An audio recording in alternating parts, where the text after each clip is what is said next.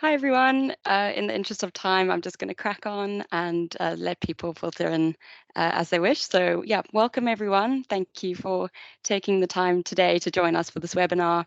My name is Nikki Duplessis. I'm the Comms and Stakeholder Engagement Lead on this project, and I'll be chairing the webinar today. So during this webinar, my colleagues Maddie Harris and Ellie Wood will be outlining the Global Environmental Impacts of Consumption Indicator, which is a tool that tracks the environmental impacts of global consumption, which was jointly developed by ourselves at the JNCC and the Stockholm Environment Institute at the University of York under contract to DEFRA. And we'd also like to acknowledge Trace and the GCRF Trade Hub for providing additional support. So yeah, as you can see in the title, this is a UK policy perspective, and this is the second webinar of our three-part series. I'll tell you a little bit more on that a little bit later. So just to give you an idea of who is here today, we've just launched a quick poll. If you could just please tell us what type of organization you're from, so that we can get an idea of who's in the room. I'll just give it a second or two. And getting quite a few in the public sector. Yeah, majority in public sector, a bit less in the research and institution academia space, and then a couple in intergovernmental. That's awesome. Great to see a bit of a diverse mix, but importantly to have a good representation in the public sector. So Maddie, if you could just go to the next slide. So for those of you who don't know who we are at the JNCC, we are the Joint Nature Conservation Committee, which is a public body that advises governments and works in partnership with businesses and society. So we are dedicated to providing high quality evidence and turning this evidence into action for nature, people and planet, both within the UK and internationally. And we first started working in the area of sustainable consumption about a decade ago, and since then have grown into a full team. Our speakers today are, in order of appearance, Ellie Wood, who's an ecosystems analyst at JNCC, who's been leading on the indicator data updates, and Maddie Harris, who is a senior evidence specialist, who has taken the indicator from just an idea in 2018 to one of international significance.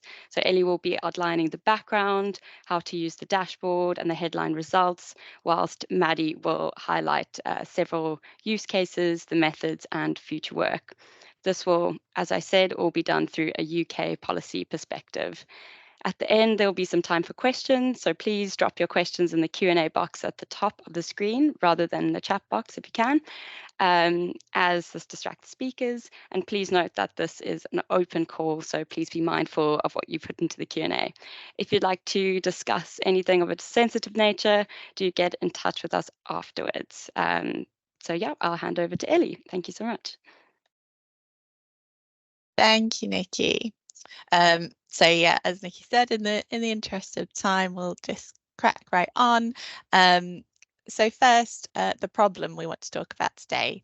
So it's well evidenced that the biggest cause of biodiversity loss is land use change, and that the biggest driver of land use change is expanding commodity production, particularly in the agricultural sector. Intensifying production can also put other pressures such as water stress and pollution on biodiversity. And of course, the reason we're producing commodities on this land in the first place is to support human consumption. And it's a two-way relationship. Many ecosystem services support the production of commodities, thereby ensuring resource security for consumers all over the world and stability for producers. But biodiversity loss and land use change can lead to a loss of these vital ecosystem services, leading to resource insecurity and economic instability. And this is a complex problem to understand. In the UK, we consume a lot from overseas. In fact, we import about half of our food products according to DEFRA statistics.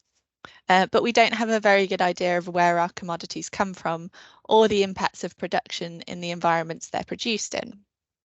To complicate things further, goods often travel through several countries before reaching their final destination, and the product at the end of the supply chain may look very different to its component raw materials. And all of this makes it very hard to assess how sustainable and robust supply chains are. Therefore, the vision for this project was to create something that could tell us, for a range of different impact metrics, what the effects of the UK's commodity consumption are, including in environments overseas, to understand where those impacts are taking place and which commodities are driving them. This opens up a wide range of potential use cases around identifying those commodities and geographies most associated with the harmful impacts of UK consumption and identifying actions to improve the sustainability of our consumption. The key driver for this project was the 25-year environment plan, which included the aim to avoid improving our domestic environment at the expense of the environment globally.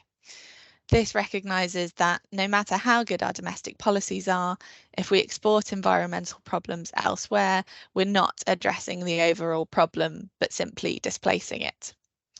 The 25-year Environment Plan Outcome Indicator Framework also called for an indicator to measure against this aim. And the new Environmental Improvement Plan, which replaced the 25-year Environment Plan, recognises that the impact of our use of resources extends beyond our borders and recognises the importance of shifting to more sustainable supply chains. Within the UK, sustainable consumption is referenced in multiple high-profile policy documents across all 4 countries, including the Wales Wellbeing of Future Generations Act, Scotland's Environment Strategy, and Northern Ireland's Sustainable Development Strategy. It's also been a key issue highlighted in high-profile reports such as the Dasgupta Review and the National Food Strategy. And sustainable consumption is an issue that's rising up policy agendas internationally. It's referenced in both Goal 12 of the Sustainable Development Goals and in the Global Biodiversity Framework Target 16. And this all brings me to the Global Environmental Impacts of Consumption, or the GEEK indicator. GEEK is a modelling tool that estimates deforestation, biodiversity loss, and other environmental impacts driven by the consumption of a country, territory, or region, mapped to the countries and territories where those impacts are taking place. It's able to capture complexities in international trade that I mentioned earlier, including products being re-exported through multiple countries, and commodities embedded within other products such as soy and livestock feed. The indicator was released for the first time in 2021 as what was then known as an experimental statistic, and it's now known as an official statistic in development, which is a statistic published officially by government, but that is still undergoing further developments and consultation. It was a multi-year process to get to that point, starting in 2018. And throughout, we worked with stakeholders across government, NGOs and industry to tailor the indicator to their needs and priorities. Since its first publication, the indicator has subsequently been improved and updated, with annual updates published in 2022 and 2023. The most recent update to the indicator was published just last month on the 14th of November, which includes improvements to the methodology and updates to the datasets underlying the indicator. You can view the freshly published headline results for the UK on JNCC's website, and we'll drop that link into the chat later, and I'll talk through some of those results a little later too. On that same day, we published an updated version of our indicator dashboard, which is the best platform to go to if you want to explore and use the data. The dashboard is home to the full global data set. So you can use it to explore the data underlying the UK official statistic in development and dig into more detail than is presented in the headline results. So for example, in this screenshot, you can see how much deforestation is associated with the UK's consumption in 2021, and the at the level of the countries and territories in which deforestation is taking place, with the darker areas showing where there's a greater area of deforestation associated with UK consumption. You can also use the dashboard to look at the same kind of data, but for other consumption countries and territories too. Some of you may already be familiar with the dashboard, and if you're very eagle-eyed, you might notice that the deforestation data presented on this slide looks a little different to how it was previously displayed, and these changes are a result of the indicator update last month. Over the next few slides, I'll be walking you through how to use the dashboard and generate charts that you're interested in, and I'll flag some of these major changes that resulted from the recent update as I go. So on the dashboard, there are several drop-down boxes where you can select different options depending on the data you're interested in.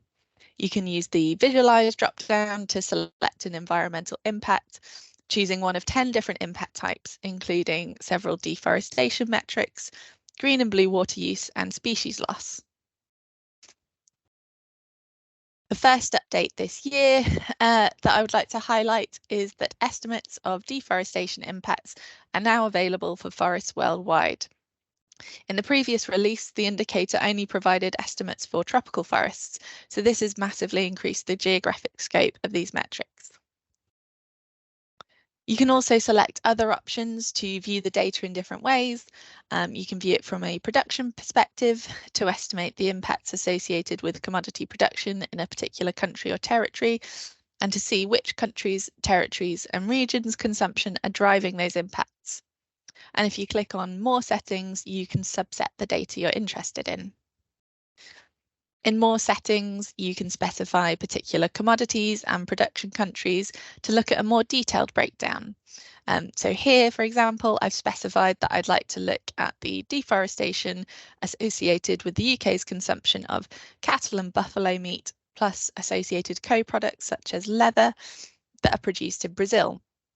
And this is an example that I'll dig into a bit more later. Another change this year is that in the top right-hand corner of the dashboard, there's now a drop-down which allows you to choose from one of two consumption models as a data input. And these two models are called ExiaBase and the Global Trade Analysis Project, or GTAP, and each generate their own results. There's some more information about the two consumption model options on the dashboard itself, and I won't go into all that now. The important thing to note is that across the two models, there's now far more detailed coverage of the consumption countries and territories compared to the previous release, which only had ExiaBase as the consumption model input. And if you're interested in data related to the impacts of the UK's consumption, which we assume everyone attending this particular webinar is, we recommend using ExiaBase as the underlying model. If you'd like to learn how to identify the impacts of consumption in countries, territories and regions other than the UK, then I recommend coming along to Thursday's webinar, which will have an international global biodiversity framework focus, and will explore these two model options a little more. So once you have made all your selections, you click Update Data to produce the different graphs and charts alongside the map that visualize the data you've selected. Over the next few slides, I'll show you what these charts look like, and I'm going to use the example of area of deforestation associated with the UK's consumption in the year 2021. And you can see all the inputs that I selected using the drop-down boxes on this slide. So first, you're provided with the headline value. 30.7 thousand hectares of deforestation was associated with the UK's consumption in 2021. You can also see how the impacts of the country or territory you've selected ranks compared to elsewhere. So the UK had the 15th largest area of deforestation associated with its consumption in 2021.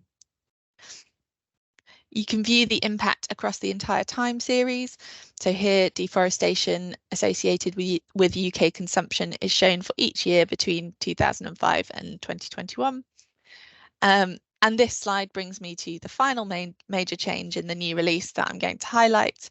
The dashboard now provides estimates up to 2021, whereas the previous release only provided estimates up to 2018. So we've got far more up-to-date data available now.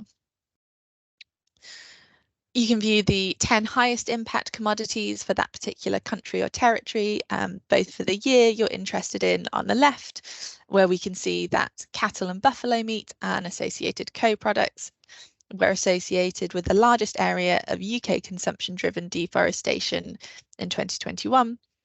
And you can see the trends for these commodities through time on the right. You can view the 10 producer countries and territories where the impact is being felt the most, both for the year you're interested in on the left and through time on the right. And you can hover over these charts to see a more detailed breakdown as well, for example, to see the breakdown for a particular year. As well as viewing these charts immediately on the dashboard, you can also download the data for your own analyses. And there are links under each map and chart to download the data underpinning them. Or you can download the full global data set by clicking Get the Data at the top of the page. So you can find the dashboard at commodityfootprints.earth, and there's lots of supporting information about how to visualize and download the data on there. So now I'd just like to talk through some of the headline results for the UK. The first thing to note is that the environmental impacts associated with the annual UK consumption are lower in 2021 compared to 2005 for all of the headline impact types. So on these 6 graphs, all the bars on the far right-hand side are lower than those on the far left.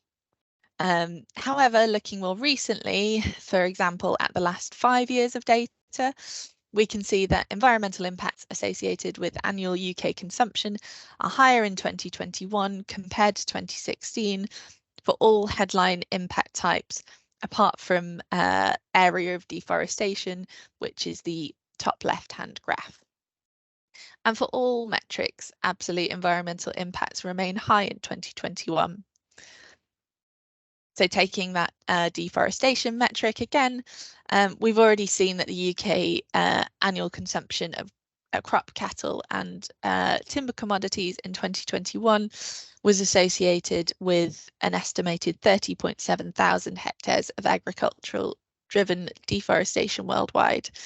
And that's the equivalent of more than 57,000 football fields.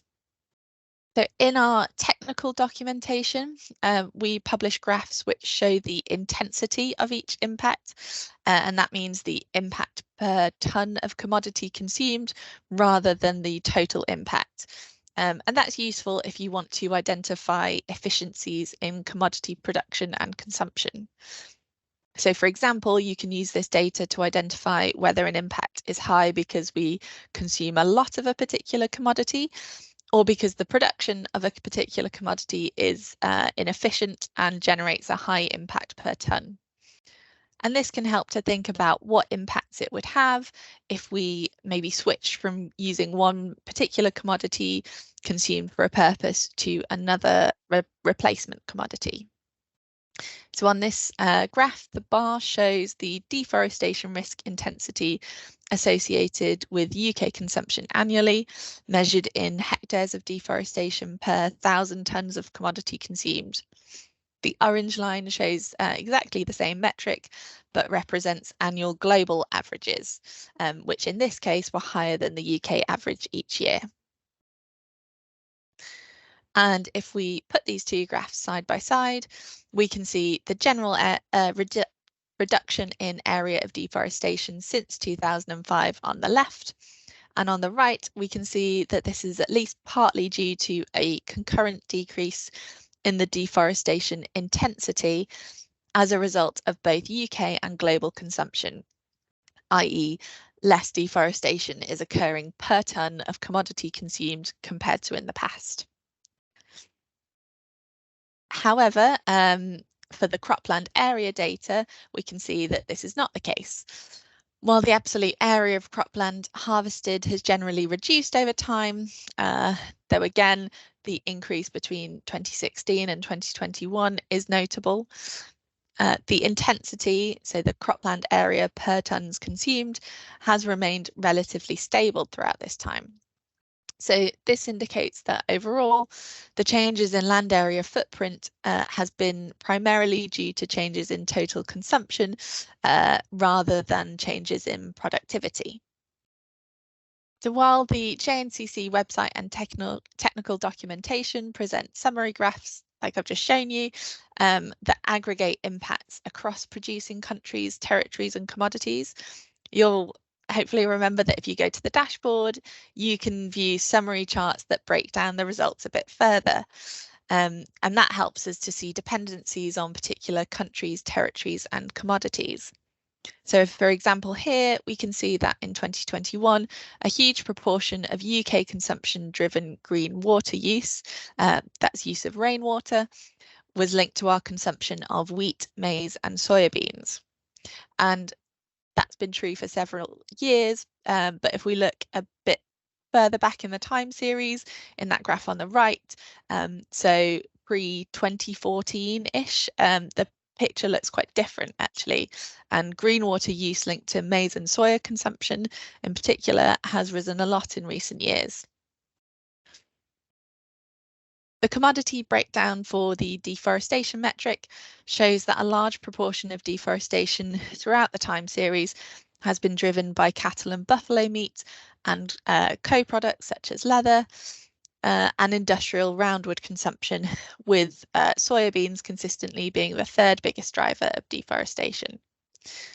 Despite it being the biggest driver in 2021, there has been a sharp decrease in the deforestation associated with UK consumption of cattle and buffalo products since 2005, though again there's been an increase in more recent years. The country and territory breakdown shows that in 2021, the top 3 countries and territories that the UK consumption-driven deforestation was taking place in were Brazil, Canada and Russian Federation. And we can see another striking trend in this graph, a marked reduction in the deforestation occurring in Brazil as a result of UK consumption. So we can use the dashboard to dig into these trends a bit more. You can remember that you can use the drop downs in more settings to specify which producing countries, territories and commodities you're interested in. And my selections are shown here in the top right hand corner of this slide. And we can see that there has been a reduction in UK consumption driven deforestation linked to cattle and buffalo commodities produced in Brazil. By next telling the dashboard to show us the biomass data, we can see that there was a reduction in total tonnes of UK consumption of cattle and buffalo products from Brazil across the time series, suggesting that this reduction in consumption contributed to the overall trend in the reduction of deforestation driven by UK consumption. And I'd just like to clarify that cattle and buffalo products doesn't only include meat here, but also products such as leather coming in through the car industry and other cattle and buffalo related products that you might find in unexpected places. And this really highlights the value of the GEEK indicator in its ability to identify these kinds of embedded impacts. So even though the UK is not importing very much raw meat or livestock from Brazil directly, we're still driving significant deforestation as a result of our consumption of Brazilian cattle and buffalo products that might find their way into other industries and products. So I'm going to stop there, and hopefully in that very quick run through I've illustrated the ways you can use the dashboard to see these kinds of commodities and country and territory specific impacts. And now I'll hand over to Maddie, who's going to tell us a bit more about the methods behind the indicator. That's great, thanks, Ellie.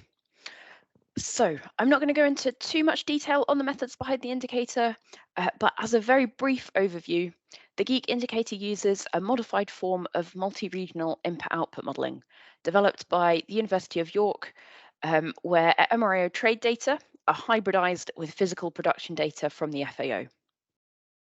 This model has advantages over conventional trade data in that it can better capture complexities within international trade. For example, it accounts for cases where commodities are embedded within other products as an ingredient or an input, such as soy and livestock feed, and for cases where commodities are re-exported through multiple countries before reaching the point of consumption. These data are then combined with leading international data sets linking commodity production to environmental impacts within relevant production countries and territories. For example, for deforestation, we use data from Singh and Persson 2023, which is follow-on work from Pendrell et al. If you are interested in understanding more detail about the methods behind the indicator, then I'd recommend taking a look at the recording of yesterday's webinar, which was focused entirely on the methods and technical detail.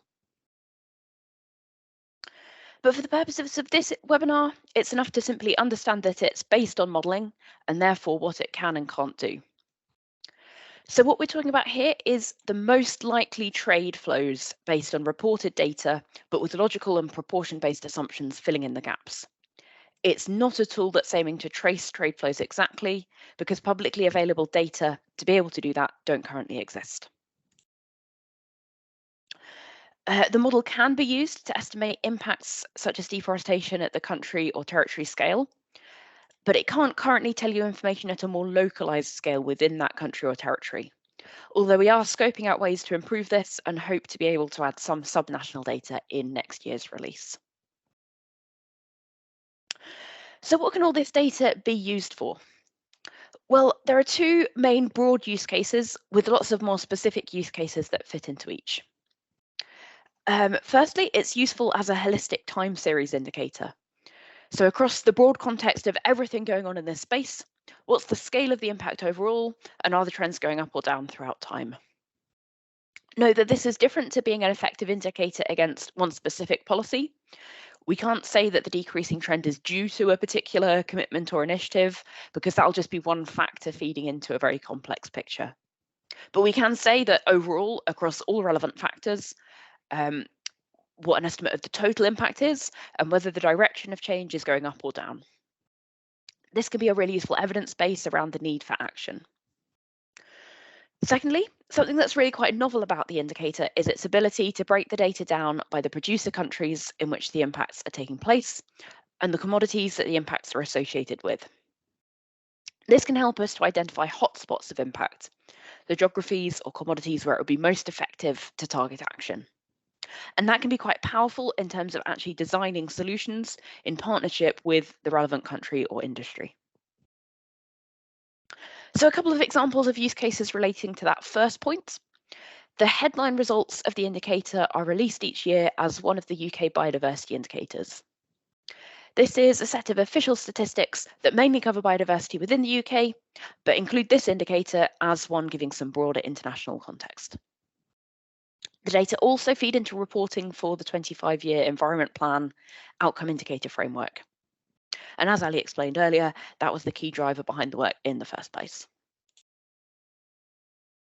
Excitingly, it was also included as a component indicator within the Kunming-Montreal Global Biodiversity Framework agreed last December. This means that countries can optionally choose to use it in their national reporting, and we hope that with it being all made openly available on the dashboard, as many as possible will choose to do so. We're running another webinar on Thursday, which will go into a lot more detail on this use case if you're interested.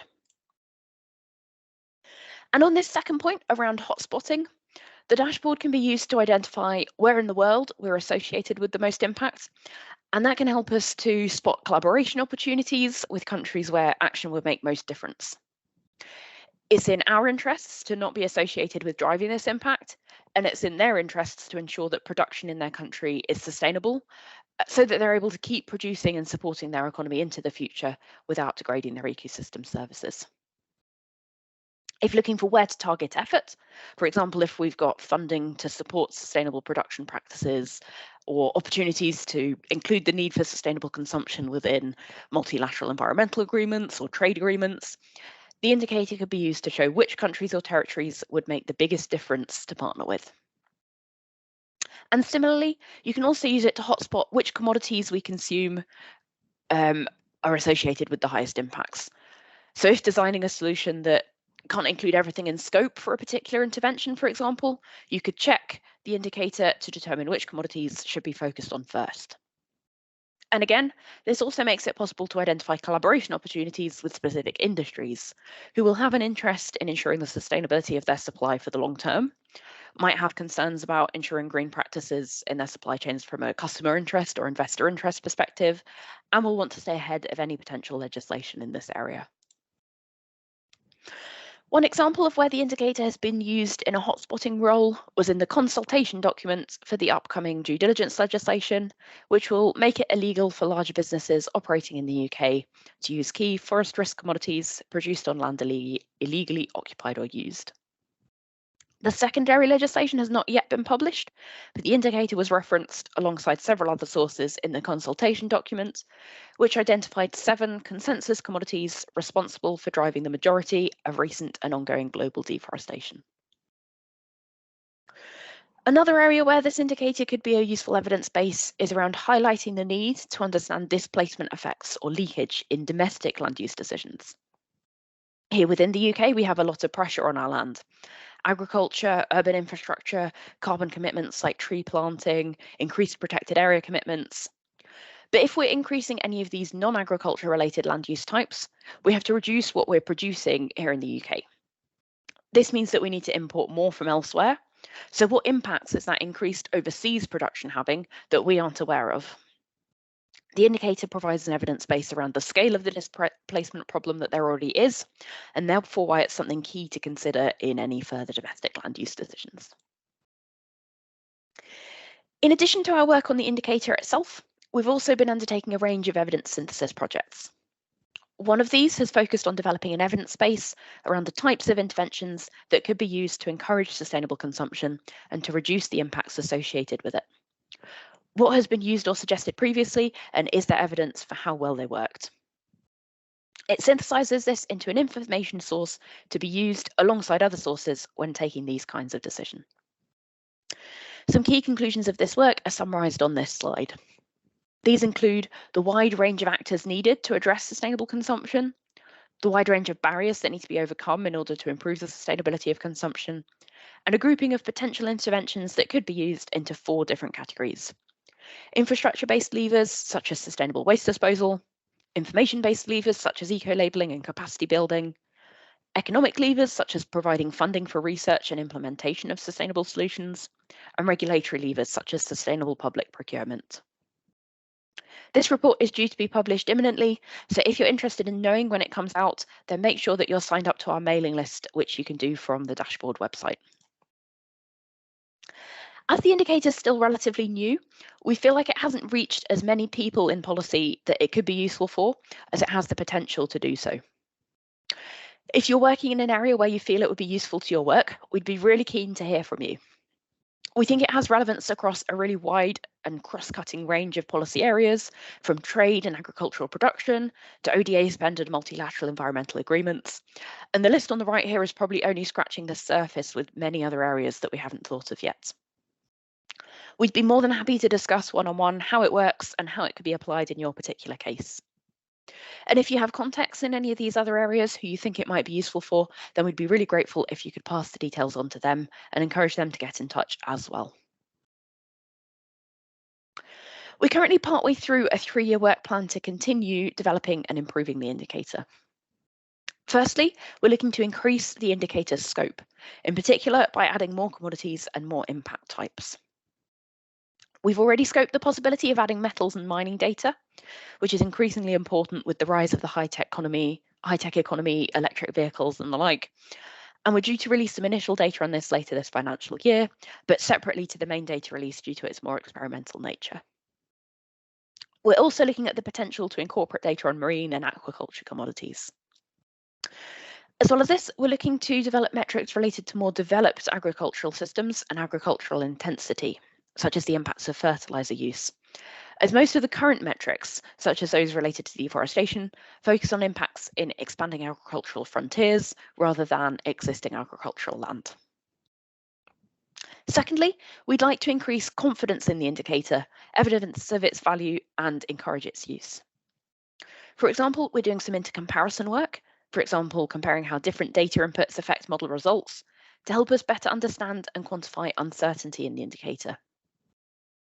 We also plan to integrate finer scale resolution trade data into the model, to run a consultation about interpretation and usefulness of the indicator, and to integrate knowledge from other relevant projects and research programs, such as the Trade Hub, particularly on potential improved biodiversity metrics.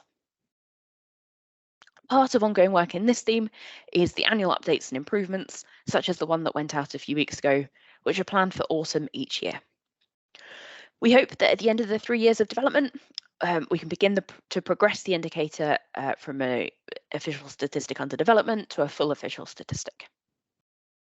And finally, we're also planning to develop more specific indicator tools that focus in on particular problem areas that are more able to respond to and monitor the impacts of specific interventions aiming to reduce the impacts of consumption, and look into understanding the problem at different scales and from the perspective of different users. 2025 certainly won't be the end of our work in this area, though. We're currently doing some work developing the thinking behind what the work stream might look like beyond that point. And our vision or outcome for this work would be a world where decision makers have information and ideas at their fingertips to ensure that both current and future generations have all they need for a healthy and fulfilling life within the limits of what the planet can sustainably support. To achieve this, we're looking at grouping work into 3 main areas: measuring, interpreting, and communicating, including both continuing to improve the indicator itself and also continuing with wider work beyond that. Measuring the problem is important because you can't manage what you don't measure, so we need to understand the extent and nature of the impacts our consumption is causing. Interpretation is important because data alone isn't useful, but evidence is. We need to use our increased understanding of the impacts of consumption to design effective solutions, model future scenarios, and understand the wider context, such as synergies, trade-offs, perverse incentives, and limits to what the planet can sustainably support. And finally, communication is also crucial because a good idea means nothing if it doesn't reach the right people. We need to communicate our work with the stakeholders who will find it most useful and who will be able to make the most difference. We're keen to make sure that the complexity and lack of understanding around the issue are no longer barriers to solving it. Before we finish and move on to questions, I'd just like to highlight the many other consumption-based metrics that are out there. Ellie spoke at the beginning about how big and complex an issue sustainable consumption is. So one indicator isn't going to solve all of our evidence problems in one go. You wouldn't expect a plumber to turn up to your house and be able to fix everything with just a spanner. Similarly, we need multiple complementary tools, each doing different jobs to gain a true understanding of the impacts of what we're consuming. As we saw earlier, our indicator is really useful for getting an overall holistic picture, a time series of what's going on, or for hotspotting countries and commodities. But we need a range of other work providing complementary insights too. For example, 3 other indicators were also included in the Global Biodiversity Framework as component indicators. But they're all aiming to answer different questions and contributing to the evidence base in different ways that make them best suited to different use cases. For example, the Food Waste Index is focused on how much food waste is produced by retailers and consumers.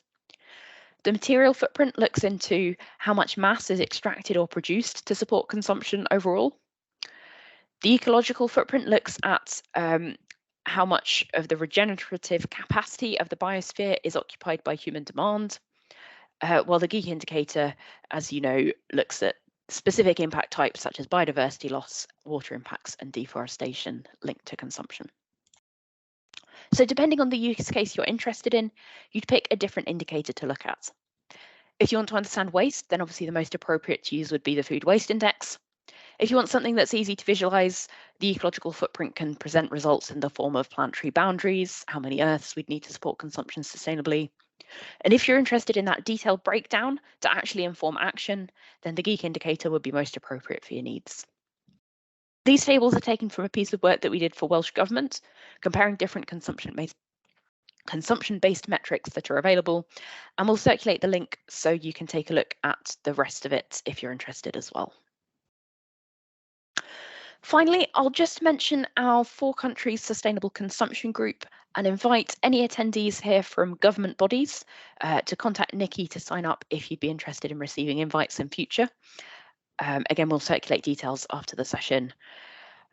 We meet quarterly on Teams for a 2-hour workshop, and the aim of the group is to provide a space to discuss current and planned approaches to sustainable consumption policy across the UK, and to provide direction for how JNCC can support the 4 countries with cross-cutting evidence needs in this area. Thanks everyone for listening, and I hope you found it useful. Back to Nikki. Thank you so much, Maddie and Ellie. That was great. Yeah, so we now have about 20 minutes or so to answer any questions that come through. So yeah, Chris West and Simon Croft from SEI York are also on the call. If you have more technical questions, we can direct those to both of them. And whilst we're talking, just feel free to continue to post any questions in the Q&A if anything springs to mind as we're going. But yeah, just while we give you a few minutes to think it through, I had one question that I could maybe target to Maddie or to Chris or Simon, but I was just hoping you could maybe elaborate a little bit more on the intercomparison work that you mentioned earlier, Maddie, and maybe mentioning how you're planning to quantify the uncertainty in future work. Thanks so much. So the intercomparison work is looking at different data, different options for data inputs. So for example, looking at different MRO models that are available and the data sets behind those, looking at different, for example, in FAO data, you can either use import statistics or export statistics, which can sometimes give you different results. So in essence, it's playing around with the different options available and looking at how much variability there is between if you're getting results from these different methodological options. Are you getting very similar results, which suggests that there's probably higher certainty, or is there a lot of variability in results, which is suggesting potentially lower certainty? So it's not specifically quantifying uncertainty in specific terms like you were suggesting, but it's kind of giving us more of an idea in a kind of qualitative way. Chris, did you want to add anything to that? Yes, nothing particularly to add other than the fact that ultimately, I think as a comment that Simon made yesterday in the technical webinar was that there isn't really a right or wrong way of bringing this data together. So the sensitivity analysis is always done in the context of using alternative data sets and trying to understand how those data sets are saying perhaps slightly different things. There are mismatches in trade records, for example. There are a number of economic models that one can use to do this sort of analysis. So building more of a picture around how those different alternative data sets affect results and particularly affect the qualitative conclusions that we make is going to be a priority going forward. Perfect. Thanks both. That definitely answered it.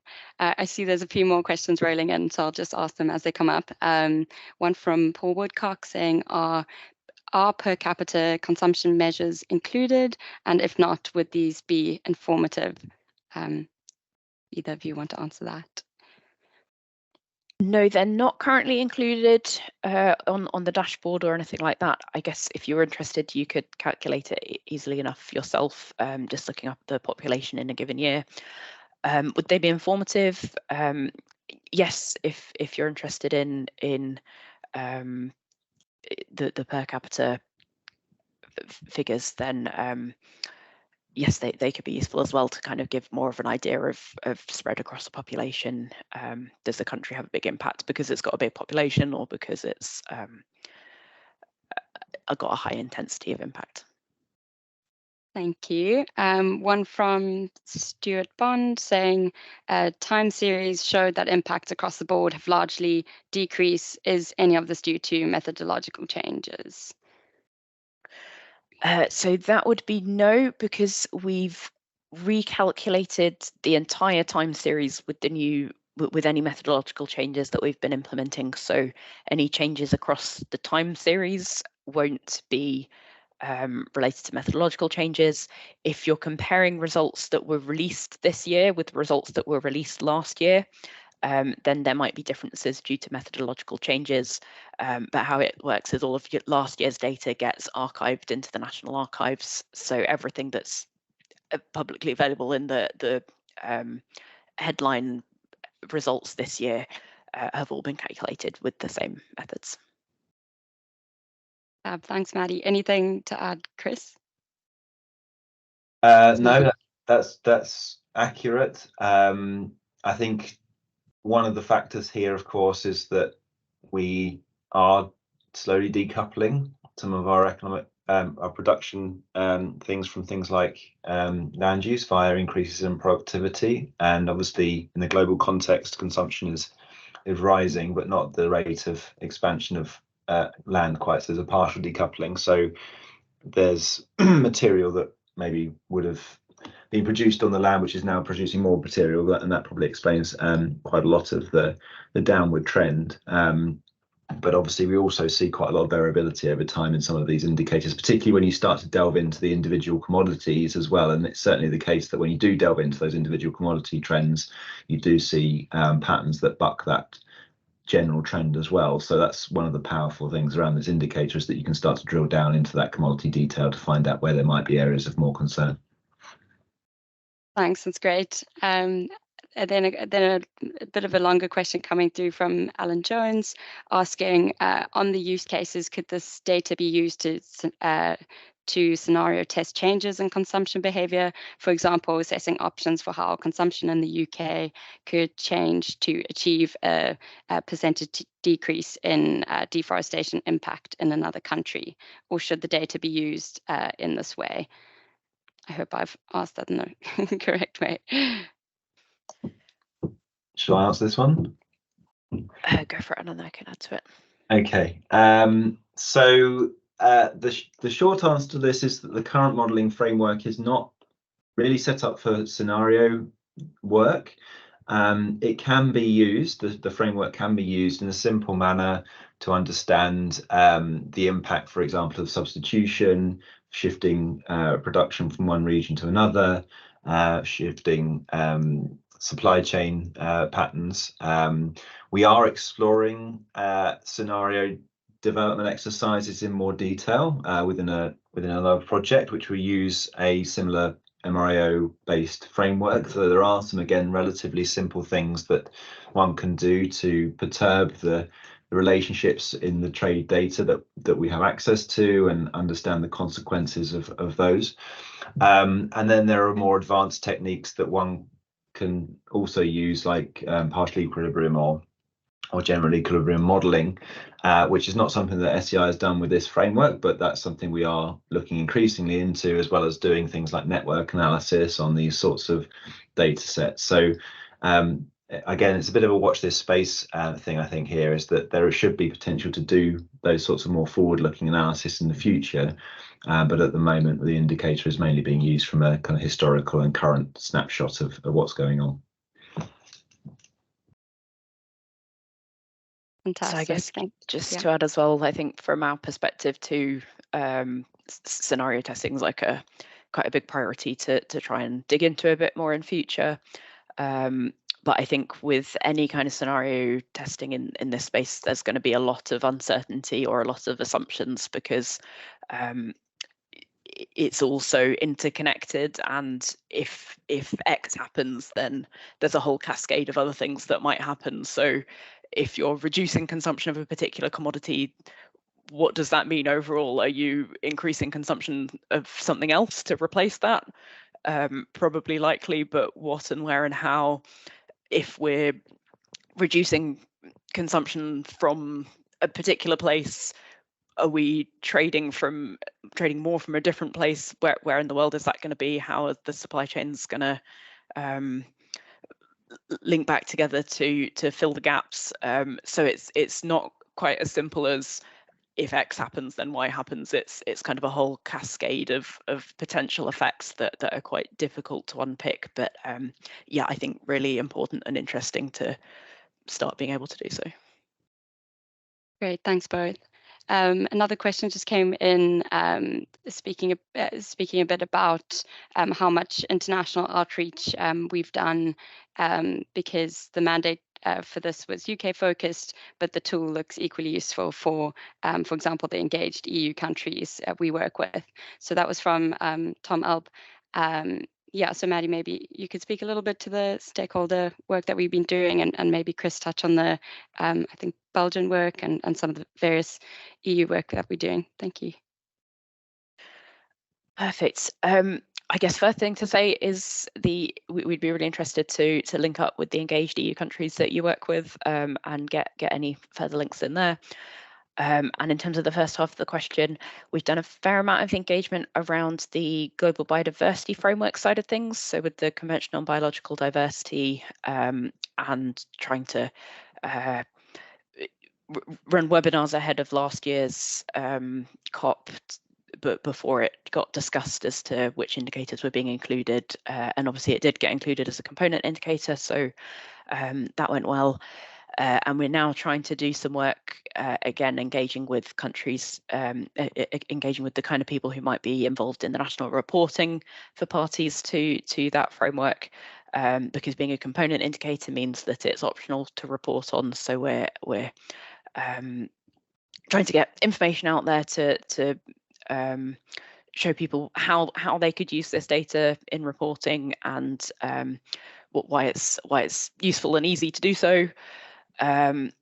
Beyond that, beyond conventional biological diversity, there hasn't been a huge amount of international engagement, but we would be really keen to do more. So, as I said, if there are any link ups you can provide with those countries you're mentioning, we'd be really keen to hear. But I think Chris has done a bit more with a few other EU countries. So do you want to come in on that, Chris? Yeah, so underpinning the indicator is a model that we call IOTA, which stands for the Input-Output Trade Analysis Model that SEI has been developing over a number of years now. And this model is fairly flexible to various different implementations, different methodologies, etc. We have been employing a slightly different methodological framework to studies for Germany and more recently Belgium around biodiversity and deforestation and water footprinting in particular. Similarly, we did some analysis actually for the UK soy manifesto around the soy footprint using similar methodologies. And ultimately it's very flexible, so we can do this sort of work very easily for different countries of consumption and final demand. And to that end, we're also looking at providing these more readily accessible fact sheet driven analyses where we'll sort of be doing a little bit more advanced work on top of what's available on the dashboard to bring in a bit more context, highlight particular hotspots and trends and things like that, and hoping to roll that out in a relatively automated way for a number of different countries over time. So I'm hoping that will help as well with some of that international engagement. Thanks, Chris. Thanks, Maddie. Yeah, and Tom, thank you for your suggestion for the future update. That looks great. We'll definitely take that into consideration. Yeah, just I think a final question, which probably could be targeted towards Chris, because you just mentioned the IOTA framework. How comparable are the GTAP and/or XEO-based results with other MRIO UK/EU approaches, if at all? So this is work in progress to understand this more fully. There are a couple of differences between our work and a sort of typical MRIO framework. The main one being the fact that in a typical MRIO application, one wouldn't necessarily hybridize with this physical trade and processing data, and therefore traditional MRIOs tend to be aggregated at a relatively coarse level.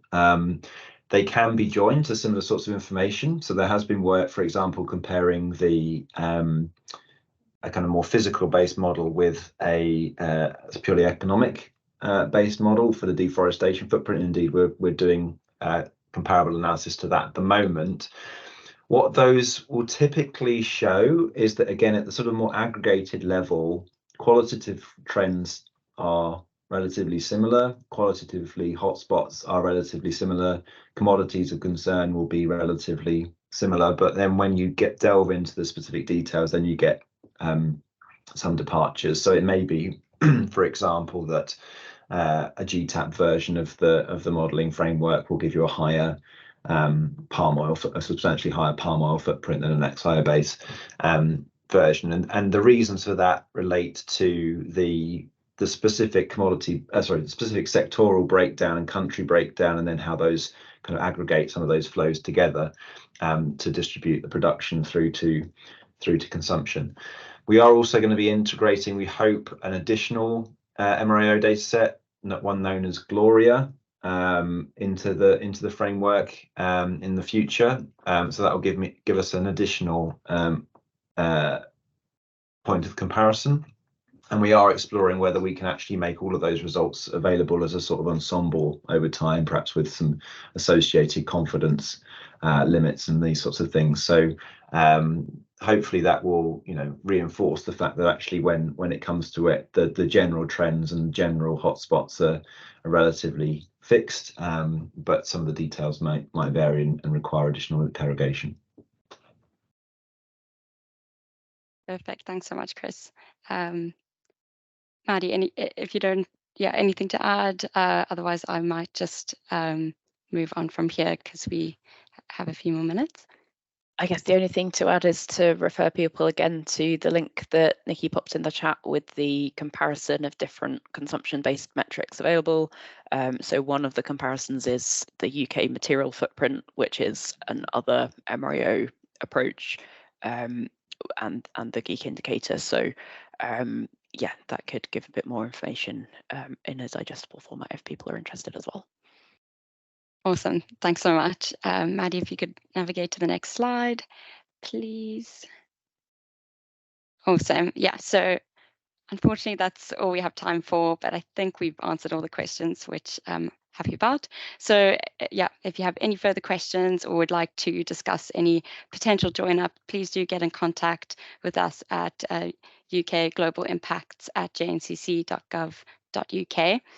We've also recorded this webinar as well as the one that we did yesterday, which was aimed at a technical audience. So we'll be sending these around to everyone who registered. And as Ellie mentioned, we are running our third webinar on Thursday, which will be through a global biodiversity framework lens. So please do register to that one via the link in the chat that we'll post now if you'd like to hear more about the international work that we're doing. And yeah, lastly, a final thank you to Ellie and Maddie for the engaging talk, and to Chris for coming on and fielding some more technical questions, and to all of you for taking the time to join us today. I really hope everyone enjoyed it as much as I did. So yeah, thank you so much.